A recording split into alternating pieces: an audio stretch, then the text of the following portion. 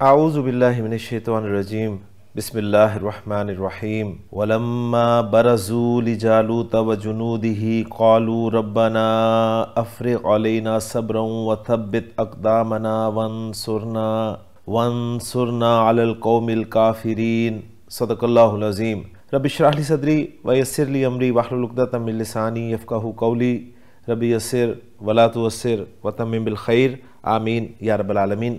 آج کے سبق میں ہم انشاءاللہ تعالیٰ سورۃ البقرہ کی آیت نمبر 250 کو گرامیٹیکلی انالائز کریں گے۔ تو چلتے ہیں اس آیت میں استعمال ہونے والے پہلے جملے کی طرف۔ ویسے تو یہ پہلا جملہ جو ہے وہ ایک ہی جملہ ہمیں لگ رہا ہے اس آیت کا، لیکن اس میں ہم واو عاطفہ کے ذریعے مزید کچھ جملے انشاءاللہ تعالیٰ بنانے کی کوشش کریں گے۔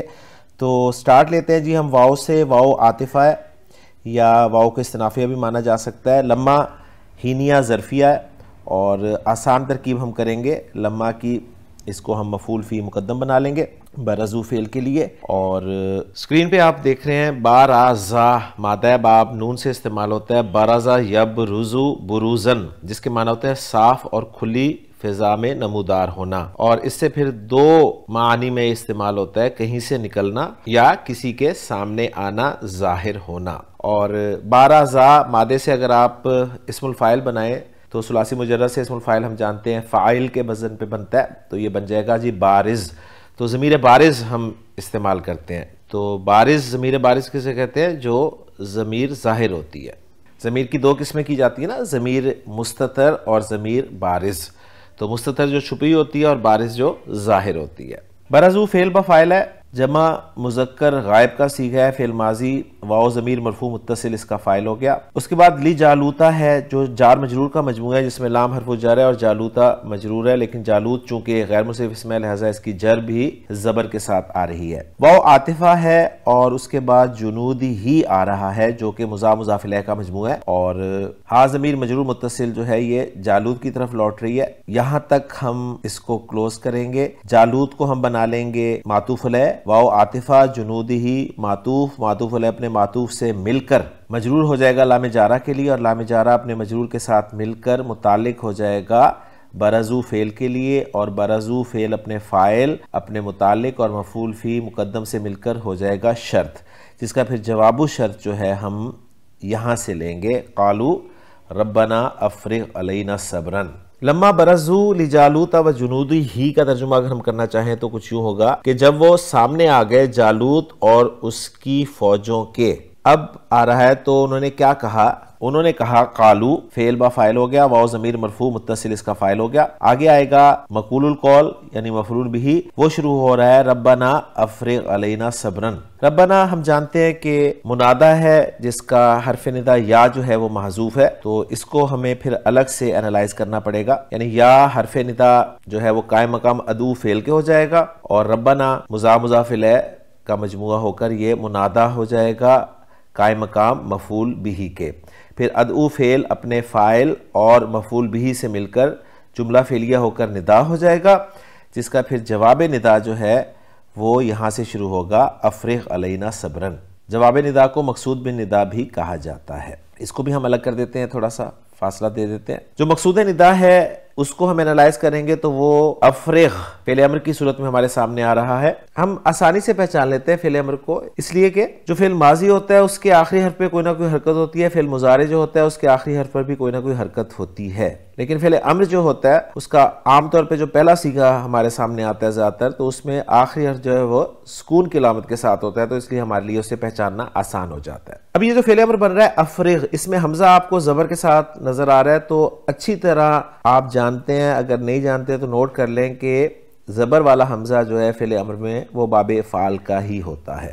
تو روٹ لیٹرز آپ کو مل گئی جی فا را غین، اور سکرین پہ بھی خان صاحب ہماری مدد کریں گے جی۔ باب افعال میں جب ہم فا را غین کو ڈالیں گے تو بنے گا افرغ یفرغ افراغن، جس کے معنی ہوں گے کسی برتن کا پانی گرا کر برتن کو خالی کرنا، یعنی انڈیلنا کے معنی میں یہ استعمال ہوتا ہے۔ تو اس سے پھر فعل امر بنے گا افرغ، جس کا لفظی ترجمہ ہوگا تو انڈیل۔ اور یہ میں آپ کو بتا چکا ہوں کہ فعل امر جب بھی آتا ہے تو اس کا فاعل ساتھ ہی ہوتا ہے، اور خاص طور پہ یہ جو ساتواں صیغہ ہے یہ تو فاعل اندر چھپا ہوتا ہے انت ضمیر مرفوع متصل کی صورت میں۔ تو افرغ فعل با فاعل ہو گیا، علینا جار مجرور کا مجموعہ ہے جو کہ متعلق ہو جائے گا افرغ فعل کے، اور افریق کے لیے مفعول بھی چاہیے تھا، وہ آگے آ رہا ہے صبرن۔ صبرن منصوب ہے اس لیے مفعول بھی بنا دیں گے اس کو ہم، اور واو کو پھر ہم عاطفہ قرار دیں گے۔ پھر آگے فعل آ رہا ہے فعل امر ثبت، اسکرین پہ دیکھ لیں، باب تفعیل سے استعمال ہوا ہے ثبت یثبت تثبیتاً، جس کے معنی ہے جمع رہنا یا قائم رہنے کی صلاحیت دینا، جما دینا یا قائم کرنا۔ نیچے لکھا ہوا ہے کہ ثبت فعل امر ہے، تو جما دے، اور آیت کا ریفرنس بھی خان صاحب نے یہی دیا ہے۔ اور یہ فعل امر کیسے میں نے پہچانا ہے؟ میں نے آپ کو بتایا کہ فعل ماضی ہوتا ہے یا فعل مضارع ہوتا ہے تو آخری حرف پر لازماً کوئی نہ کوئی حرکت ہوتی، اور بھی مختلف علامات ہیں لیکن میں آسان علامت آپ کو بتانے کی کوشش کر رہا ہوں۔ تو یہ ثبت جو ہے واحد مذکر حاضر کے صیغے سے فعل امر بنا ہے، تو انتا ضمیر مرفوع متصل جو ہے اس کا فاعل ہو گیا۔ اقدامنا مضاف مضاف الیہ کا مجموعہ ہے، اور اقدام کا لفظ منصوب ہے لہٰذا یہ مفعول بھی بن جائے گا ثبت فعل کے لیے۔ اقدام جمع ہے قدم کی، اور اقدامنا میں اقدام مضاف ہے اور نا ضمیر مجرور متصل جو ہے مضاف الیہ ہے۔ اس کے بعد پھر واو عطفہ آ رہا ہے، اور واو عطفہ کے بعد پھر ایک فعل امر آ رہا ہے انصر۔ بہت آسان فعل امر ہے، نون صاد رام مادہ باب نون نصر ینصرو، اس سے انصر فعل امر الگ سے پڑھیں گے تو، اور حمزہ حمزۃ الوصل ہے لہٰذا پیچھے سے ملا کر پڑھتے ہوئے حمزہ الف کی صورت میں لکھا رہ گیا ونصر۔ فعل با فاعل ہے، انتا ضمیر مرفوع متصل فاعل ہو گیا، نا ضمیر منصوب متصل جو ہے مفعول بھی ہے، کیونکہ فعل کے ساتھ جو ضمیر آتی ہے وہ منصوب متصل ہوتی ہے اور مفعول بھی بنتی ہے۔ آگے آ رہا ہے الا، حرف جر ہے جس کا مجرور القوم ہے، اور پھر القوم کی صفت آگے آ رہی ہے الکافرین۔ قوم اس میں جمع ہے لہٰذا اس کی صفت بھی جمع آ رہی ہے، اور قوم مجرور ہے اس کی صفت بھی مجرور آ رہی ہے، قوم معرفہ ہے تو اس کی صفت بھی معرفہ آ رہی ہے، تو الحمدللہ ہم آسانی سے انالائز کر سکتے ہیں۔ موصوف اپنی صفت کے ساتھ مل کر مجرور ہو رہا ہے الا حرف جر کے لیے، اور الا حرف جر اپنے مجرور کے ساتھ مل کے متعلق ہو رہا ہے انصر فعل کے، اور انصر فعل اپنے فاعل اپنے مفعول بھی اور متعلق سے مل کر جملہ فعلیہ بن رہا ہے۔ اب ایک جملہ فعلیہ بن گیا ہمارا انصرنا علی القوم الکافرین، اس کو ہم معطوف بنا دیں گے۔ ثبت اقدامنا واو عطفہ سے پہلے جو جملہ آ رہا تھا اس کو فعل فاعل مفعول بھی سے ملا کر ہم معطوف بنا دیں گے، اور افرغ علینا صبرن جو ہے اس جملے کو ہم معطوف علیہ کر دیں گے، اور افرغ علینا صبرن کا انالیسس ہم کر چکے ہیں۔ افرغ فعل امر ہے، فعل با فاعل، علینا جار مجرور متعلق افرغ فعل کے، اور صبرن مفعول بھی۔ افرغ فعل اپنے فاعل متعلق اور مفعول بھی سے مل کر جملہ فعلیہ ہو کر معطوف علیہ، پھر معطوف علیہ اپنے دونوں معطوفوں سے مل کر یہ مقصود بن ندا ہو جائے گا ندا کے لیے، اور پھر ندا اپنے مقصود بن ندا کے ساتھ مل کر مقول القول مفعول بھی ہو جائے گا قالو فعل کے لیے، لہذا محلاً منصوب قرار دیا جائے گا، اور پھر قالو فعل اپنے فاعل اور مفعول بھی سے مل کر جملہ فعلیہ ہو کر یہ جزا یا جواب و شرط بن جائے گا شرط کے لیے، اور شرط اپنے جواب و شرط یا جزا سے مل کر جملہ شرطیہ ہو جائے گا۔ تو بڑی آسانی سے ہم اس آیت کو انالائز کرنے کے قابل ہو گئے۔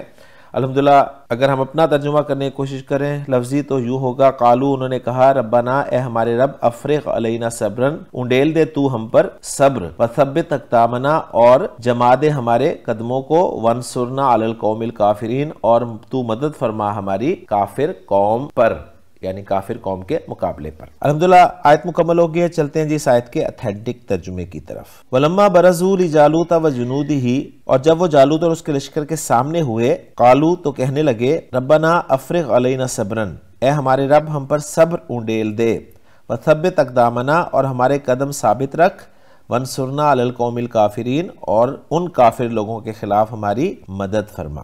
الحمدللہ جی آیت نمبر 250 ہماری مکمل ہوگی، انشاءاللہ تعالی اگلے لیکچر میں اگلی آیت کے ساتھ آپ سے ملاقات ہوگی۔ سبحانک اللہم و بحمدک، اشہد ان لا الہ الا انت، استغفرک و اتوب الیک۔